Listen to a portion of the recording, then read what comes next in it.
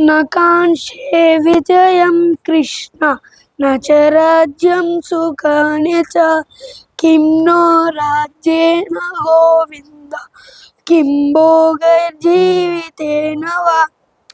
Meaning of the sloka is, I desire neither victory, O Krishna, nor pleasures nor kingdoms. Of what avail is dominion to us, or pleasures or even life. ఓం పాతాయ ప్రతిబోధితాం భగవతా నారాయణేన స్వయం వ్యాసేనగ్రథితాం పురాణముదిన మధ్యే మహాభారతం పరిత్రాణాయ సాధూనాం వినాశాయ దుష్కృతాం ధర్మ సంస్థాపనార్థాయ సంభవామి యుగే యుగే. దీనికి అర్థం సత్పురుషులకు రక్షించుటకు, పాపులను దుష్టులను సంహరించుటకు మరియు ధర్మమును సుస్థిరపరచుటకు ప్రతి యుగమున పరమాత్మ అవతరిస్తూ ఉంటాడు. యం హి న వ్యతయం చేతే పురుషం పురుషర్షభ సమ దుఃఖ సుఖం ధీరం సోమృతత్వాయ కల్పతే. Meaning of the shloka: that fine man whom surely this afflict not, or chief among men to whom pleasure and pain are the same, is fit for attaining immortality. యదా యదా హి ధర్మస్య జ్ఞాని భవతి భారత అభ్యుదనం అధర్మస్య తదాత్మనాం సృజామ్యహం.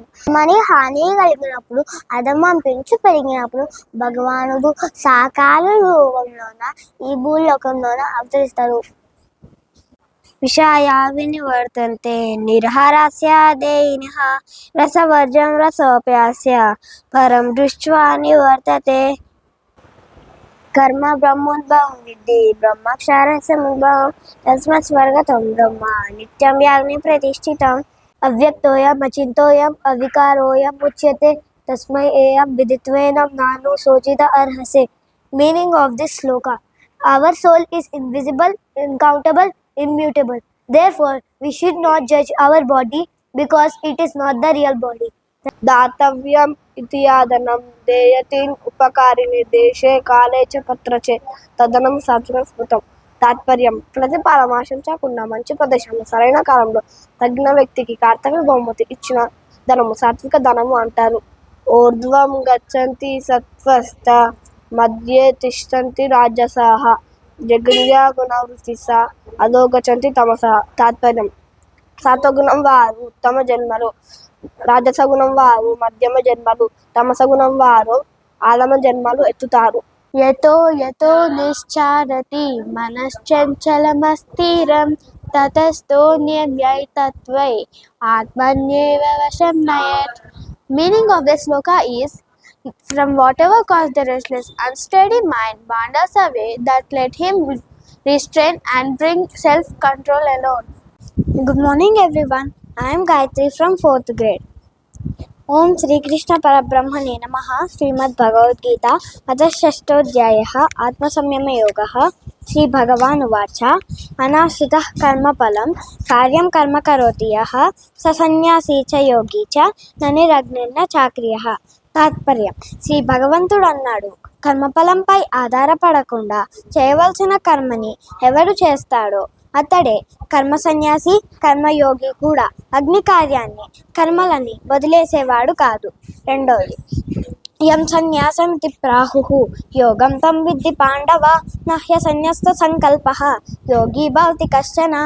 తాత్పర్యం: అర్జున, దేనిని సన్యాసం అంటారో అదే యోగమని తెలుసుకో. సంకల్పాలను సన్యాసించే వారెవరు యోగులు కాలేరు. మూడవది, ఉద్ధరేదాత్మనాత్మానం నాత్మానం అవసాధయేత్ ఆత్మైవ హ్యాత్మనో బంధుః ఆత్మైవ రిపురాత్మనః. తాత్పర్యం: తన్ను తానే ఉద్ధరించుకోవాలి, అధోగతిని జారనివ్వకూడదు. తనకు తానే బంధువు, తనకు తానే శత్రువు. తేజాక్షమా ధృతి శౌచం అద్రోహో నతిమనిత భవంతి సంపదం దైవీం అభిజత్సయ భారత. Meaning: vigor, forgiveness, fortitude, purity, absence of hatred, absence of pride, those belong to one who born in a dying state, O Arjuna.